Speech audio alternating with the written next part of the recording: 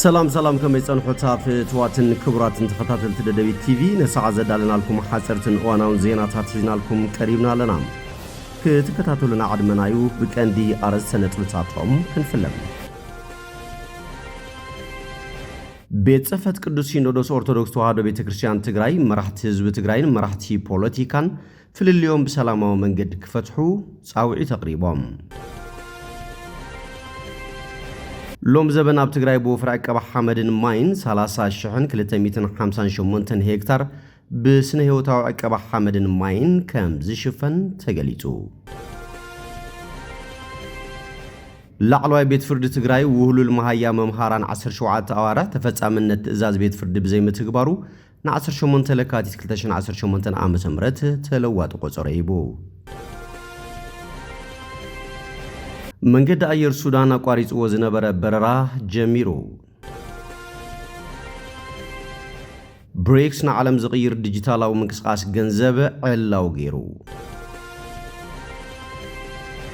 ላዕለዋይ መራሒ ኢራን አሜሪካ መጥቃዕቲ እንተፈጺማ ዞባው ኩናት ክላዓል ከም ዝኽእል አጠንቂው ናብ ዝርዝሩ ሰጊርና ኣለና ምስ ዕለታዊ ዜናታት ቢንያም ሓድሽ ሰናይ ምክትታል ቤት ጽሕፈት ቅዱስ ሲኖዶስ ኦርቶዶክስ ተዋሕዶ ቤተክርስቲያን ትግራይ መራሕቲ ህዝቢ ትግራይን መራሕቲ ፖለቲካን ፍልልያቶም በሰላማዊ መንገዲ ክፈትሑ ጸዊዖም ቤት ጽሕፈት ቅዱስ ሲኖዶስ ኦርቶዶክስ ተዋሕዶ ቤተክርስቲያን ትግራይን ቤት ጽሕፈት መንበረ ሰላማ ክሳቴ ብርሃን ላዕለዋይ ቤተ ክህነትን ብምኽንያት ጾመ ነነዌ ኣብ ሃገር ውሽጥን ኣብ ወፃእን ዓለም ዝነብሩ ኩሉ ህዝቢ ክርስቲያን ከም ሰብ ነነዌ ብሙሉእ ልቡ ናብቲ ይቕረብ ሃላይን ወሃብ ምሕረትን ዝኾነ እግዚአብሔር ብንስሓ ተመሊሱ ክጸውምን ክምህለልን መልእኽቲ ሕሊፎም ካብ ዝብተወሳኺ መራሕቲ ህዝቢ ትግራይን መራሕቲ ፖለቲካን እውን ኩሉ ፍልልያቶም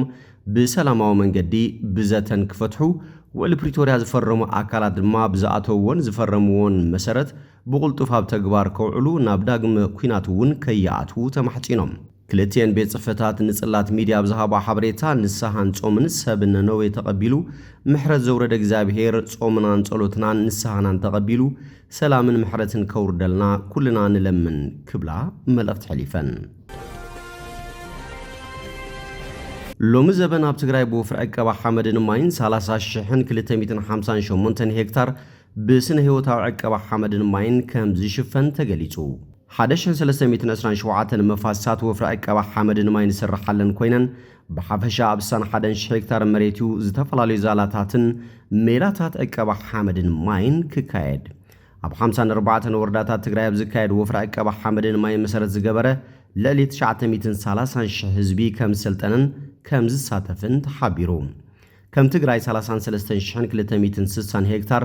ብናጻ ወፍሪ 28,257 ሄክታር ብፕሮጀክታትን ፕሮግራማትን ብሓፈሻ 61,517 ሄክታር ብደረቕ ቀባሕ ሓመድን ማይን ክሽፈን 13,304 ሄክታር ብናጻ ወፍሪ 16,954 ብፕሮጀክታትን ፕሮግራማትን ብድምሩ 30,257 ሄክታር ብስነ ህይወታዊ ቀባሕ ሓመድን ማይን ከም ዝሽፈን ተገሊጹ ኣብቲ ብወፍሪ ሰማዕታት ዝፈለመ ወፍሪ ሎሚ ብዕሊ ተጀሚሩ ከም ዘሎን ልዕሊ 938,000 ህዝቢ ድማ ከም ዝሳተፈሉን ትጽቢት ተገይሩሎም ላዕለዋይ ቤት ፍርዲ ትግራይ ውህሉል መሃያ መምሃራን 17 ኣዋርሕ ተፈጻምነት ትእዛዝ ቤት ፍርዲ ብዘይ ምትግባሩ ን18 ለካቲት 2018 ዓመተ ምህረት ተለዋጥ ቆጸረ ይቡ ማሕበር መምሃራን ትግራይ ውህሉል መሃያ 17 ኣዋርሕ 3 ሚያዝያ 2017 ዓመተ ምህረት ክኸፍሉ ላዕለዋይ ቤት ፍርዲ ውሳነ ብዘሕለፎ መሰረት እቲ ውሳነ ተፈጻሚ ክኸውን ብዘይ ምኽኣሉ እቲ ማሕበር ዳግማይ 25 ጥሪ 2018 ዓመተ ምህረት ናይ ኣፈጻጽማ ክሲ ኣቕሪቡ ላዕለዋይ ቤት ፍርዲ ትግራይ ንዘቕረበ ሕቶ ብምድማጽ ኩሎም ተኸሰስቲ ግብረ መልሲ ንኽህቡ ን18 ለካቲት 2018 ዓመተ ምህረት ተለዋጥ ቆጸሮ ኣመሓላሊፉሎም ኣብቲ ሎሚ 25 ጥሪ 2018 ዓመተ ምህረት ዝወዓለ መጋባእያ ካብ ብሔራዊ ባንኪ ኢትዮጵያ ኣስታት 3.6 ቢልዮን ብር ተኣጊዱ ንኽልኣኽ ኣብ ባንክ ንግዲ ኢትዮጵያ ጨንፈር 4 ኪሎ ዘሎ 18 ሚልዮን ብር ናብ ኣካውንት ማሕበር መምሃራን ትግራይ ንኽኣቱ ብዝተወሰነ ውሳነ ነቲ ውሳነ ዝምልከቶ ኣካል መልሲ ሂቡሉ እኳ እንተነበረ ብሰንኪ መንገዲ ኣየር ኢትዮጵያ ናብ ትግራይ በረሩ ምስራዙ እቲ ምላሽ ኣብቲ ቆጸሮ ዝተሓዘሉ ዕለት ተፈጻሚ ክኸውን ከም ዘይከኣለ ጠበቃ ማሕበር መምሃራን ትግራይ ኣይተ ዳዊት ገብረ ሚካኤል ሓቢሮም ካብዚ ብተወሳኺ ሓላፊ ኣጠቓቕማን ምሕደራን መሬት ከተማ መቐለ ኣይተ ዘርኡት ወልደ ብርሃን ትእዛዝ ቤት ፍርዲ በጽሒዎም እናሃለወ መልሲ ከቕርቡ ብዘይምኽኣሎምን መልሲ ክልእኽሉ ዘይከኣልሉ ምኽንያት ናብ ቤት ፍርዲ ብዘይምቕራቦምን ስዒቡ እቶም ሓላፊ ምኽንያቶም ንኸረድኡ ብኮሚሽን ፖሊስ ትግራይ ብእሱር ቀሪቦም ምኽንያቶም ንኸቕርቡ ን18 ለካቲት 2018 ዓ.ም ላዕለዋይ ቤት ፍርዲ ትግራይ ትእዛዝ ኣመሓላሊፉ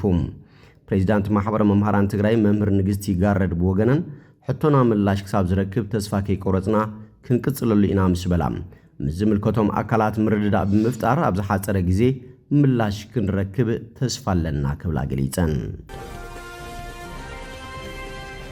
መንገዲ ኣየር ሱዳን ኣቋሪፅዎ ዝነበረ በረራ ጀሚሩ ብሰንኪ ኣብ 2023 ነቋፅራ ፈረንጂ ዝተወልዐ ኩናት ሕድሕድ ካብ ፖርት ሱዳን ናብ ካርቱም ተቋሪፁ ዝጸንሐ በረራ ኣየር ምጅማሩ ማዕከን ዜና ኣናዶሉ ጸብጺቡ እቲ ንኤጀንሲ ዜና ሱዳን ብምስራሕ ዝወፀ ጸብጻብ ሲቪላት ተሳፈርቲ ዝጸዓነት ነፋሪት ድሕሪ ኣስታት 2 ዓመት ኣብ መዕርፎ ነፈርቲ ካርቱም ምዕራፍሃ ኣመልኪቶም ሰበስልጣን እቲ መዕርፎ ነፈርቲ ኣብ ሓደ እዋን ክሳብ 4 ነፈርቲ ከእንግድ ከም ዝኽእል ኣፍሊጦም ኣለዉ እቲ ምዕባለ መንገዲ ኣየር ሱዳን መጓዓዝያ ኣየር ንምድጋፍ ከተማታት መሊስካ ንምርካብን ዜጋታት ሱዳን ዘጋጥምዎም ጸገማት ምንቅስቓስ ንምቅላልን ዘለዎ ተበግሶ ዘርአየሉ ምዃኑ ተገሊጹ ዳግማይ ዝተጀመረ በረራ ኣየር ንሱዳን ዓብዪ ስዳሮ እዩ ዝበለ ጸብጻብ ኣናዶሉ ንሓድሽ ምዕራፍ ሕውየትን ርግኣትን ሱዳን ከም ዘመልክት ኣስሚሩሎም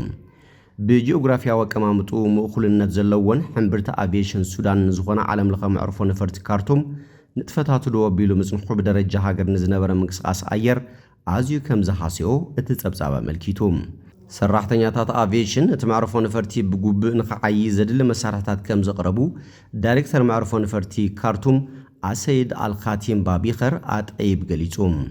እቲ ዳይሬክተር ወሲኹ እዚ በረራ እዚ ቀዳማይ ስጉምቲ ኮይኑ ተወፋይነትን መርኣያ ንጥፈታት ናይቶም ብምሉእ ዓቕሞም ንሱዳን ዘገልግሉ ዘለው ሰራሕተኛታት እዩ ክብል ገሊጹ ምጅማር በረራ ቀዳማይ ሚኒስትር ካምሊል እድሪስ ኣብቲ መዕርፎ ነፈርቲ ዑደት ብምግባር ነቲ መሳለጥያታት ድሕሪ ምዕዛቡ 2 ሰሙን ጸንሒዩ ዝትግበር ዘሎ ሰበስልጣን መንግስቲ ኣብ ዝሓለፈ ጥቅምቲ 2025 ውሽጣዊ በረራታት ዳግም ክጅምር ምዃኑ ገሊጾም እኳ እንተነበሩ ድሮናት ዳዕመ ሰሪዕ ድሕሪ ዝፈጸሞ መጥቃዕትን ዘውረዶ ዕንወትን ተሰናኺሉ ጸኒሑ ዳግመ ምጅማር በረራታት መንገዲ ኣየር ሱዳን ነቲ በብቁርብ ዝምለስ ዘሎ መንግስታዊ ንጥፈታት እቲ ሃገር ናብ ካርቱም ስዒቡ ዝመጽእ ዘሎ እዩ ዝተፈላለዩ መንግስታዊ ትካላት ካብ 11 ጥሪ ሒዞም ናብ ካርቱም ክምለሱን ከለው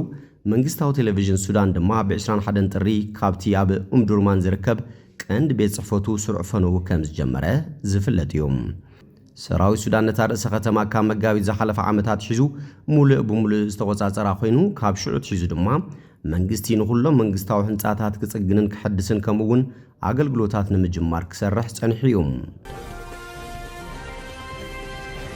ብሬክስ ንዓለም ዝቕይር ዲጂታላዊ ምንቅስቓስ ገንዘብ ዕላው ገይሩ ዓለማዊ ስርዓት ፋይናንስ ንድሕሪት ናብ ዘይምለሰሉ ሓድሽ ምዕራፍ ታሪኽ ይኣቱ ከም ዘለውን ተሓቢሩ ብዙሓት ሃገራት ብሬክስ ናይ ሓባር ናይ ወረቐት ገንዘብ ክዝርግሓ ብሃንቀውታ ክጽበዩን ከለው እተን ሃገራት ግን ሚዛን ቁጠባ ዓለም ክቕይር ዝበሎ ስትራቴጂ ሓንፂፀን ኣለዋ እዚ ሓድሽ ስትራቴጂ ካብ ወረቐት ገንዘብ ዝተደረኸ ኢኮኖሚ ብዝዘለለ ሓይሊ ቴክኖሎጂ ተጠቒምካ ማእኸላይ ባንክታት ዲጂታላዊ ገንዘብ ነውስ ወከፍ ሃገር CBDCS ኣብ ምትእሳር ዘተኮረ እዩ እዚ ዲጂታላዊ ቃልሲ እዚ ኣባል ሃገራት መንጎኛ ባንኪ ከየድልየን ብቐጥታ ክነግዳ ዘኽእል ተባሂሉ እዚ ድማ ወጻእታት ትራንዛክሽን ዝንክን ቅልጣፈ ዝውስኽን ጥራይ ዘይኮነስ ሃገራት ቁጠባዊ ልዕላውነተን ብዘይ ምቁፅጻር ክጥቀማ ዘኽእለን እዩ ብሬክስ ነዘማራፂ ዝወስደሉ ምኽንያት ህንድን ሩስያን ብናይ ገዛእ ርእሰን ገንዘብ ክነግዳ ኣብ ዝፈተናሉ እዋን ካብ ዘጋጠመን መጻወድያ ሩፒ ድሕሪ ምምሃሩ እዩ እዚ ሓድሽ ዲጂታላዊ ምርበብ ኣብ መንጎ ኣባል ሃገራት ገንዘብ ብናጽነት ክውሕዝ ብምግባር ነቲ ፋይናንሳዊ ስርዓት ዝያዳ ፍትሓውን ውሕሱን ክገብሮ ተስፋ ተነቢሩሉ ኣሎ እዚ ሃገራት ብሪክስ ዝገብሮ ዘለዋ ናይ ቴክኖሎጂ ምስግጋር ሎሚ ንቁጠባዊ መልክዕ ዓለምና ሙሉእ ብምሉእ ዝቕይር ዓብዪ ፍጻመ ኮይኑ ተመዝጊቡሎ ካብ ድሕረ ገጽ ግሎባል ኢኮኖሚ ዝተረኽበ ሓበሬታ ከም ዘመላኸቶም ላዕለዋይ መራሒ ኢራን ኣሜሪካ መጥቃዕትን ተፈጺማ ዞባዊ ኩናት ክለዓል ከም ዝኽእል ኣጠንቂቖም ላዕለዋይ መራሒ ኢራን ኣያቶላህ ዓሊ ኻሜኒ ኣሜሪካ በከባቢኣ ሓይላ ተጠናኽረሉ ዘላ እዋን ኣብ ልዕሊ ሃገሩ ዝግበር ዝኾነ ይኹን መጥቃዕቲ ዞባዊ ግጭት ከም ዘልዕል ኣጠንቂቖም ኣሜሪካውያን ኩናትን ተጀሚሮም ኣብዝሎም ግዜ ዞባዊ ኩናት ከም ዝኸውን ክፈልጡ ኣለዎም ክብል ንማዕከን ዜና ታስኒም ገሊጾም። ዶናልድ ትራምፕ ኣቐዲሙ ኢራን ኣብ ዕቱብ ዘተ ከም ዘላ ብምግላጽ ናብ ቅቡል ነገር ክበጽሕ ዘለዎ ተስፋ ክገልጽ እንከሎ ሚኒስትሪ ጉዳያት ወጻኢ ኢራን ዓባስ ኣራጊቺ ንሲኤንኤን ኣብ ዝሃቦ መግለጺ ድማ ቴህራን ብዛዕባ ውዕል ኒውክለሳዊ መደባት ኣብ ስምምዕ ክትበጽሕ ከም እትኽእል ርእሰ ተኣማንነት ከም ዘለዎ ገሊጾም።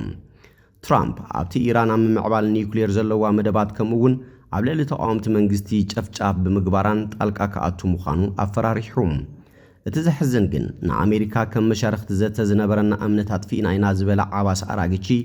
ብመንገዲ ፈተውቲ ሃገራት ምስ ዋሽንግተን ፍረ ዘለዎ ዝርብ ንምክያድ ይመቻችዎ ከም ዘሎ ግን ወሲኹ ይገልጽ። ላዕለዋይ በዓል ስልጣን ጸጥታ ኢራን ዓሊ ላሪጃኒ ምስ ኣሜሪካ ዘተ ንምክያድ ዝግበር ዘሎ ማዕቀፍ ይስጉም ከም ዘሎ ኣቐዲሙ ገሊጹ ነይሩ። ኣሜሪካ ከም ኣካል ኣብቲ ዞባ ትሕይሎ ዘላ ወታደራዊ ሓይሊ ነፈርቲ እትጽዕን ዩኤስኤስ አብርሃም ሊንከን ናብቲ ዞባ ከም ሰደደትን ማእኸላይ እዛ ኣሜሪካ ዝሓለፈ ሰሙን ኣብ ባሕሪ ዓረብ ትንቀሳቐስ ከም ዘላን ገሊጹ። ትራምፕ መራኸብ ከም ዘምጽእ ቀጻሊ ይዛረብ ኣሎ። ህዝቢ ኢራን ግን በዚ ነገራት እዚ ኣይክፈርሕን ክብል ዓሊ ኻሜኒ ወሲኹ ገሊጹ።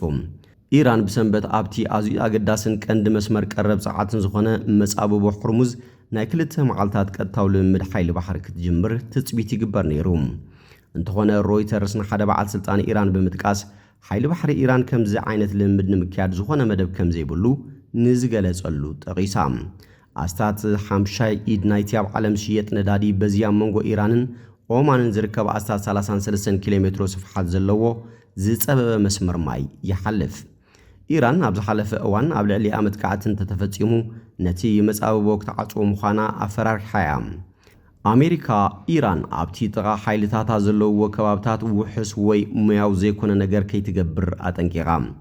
ኣራጊቺ ድማ ሰራዊት ኣሜሪካ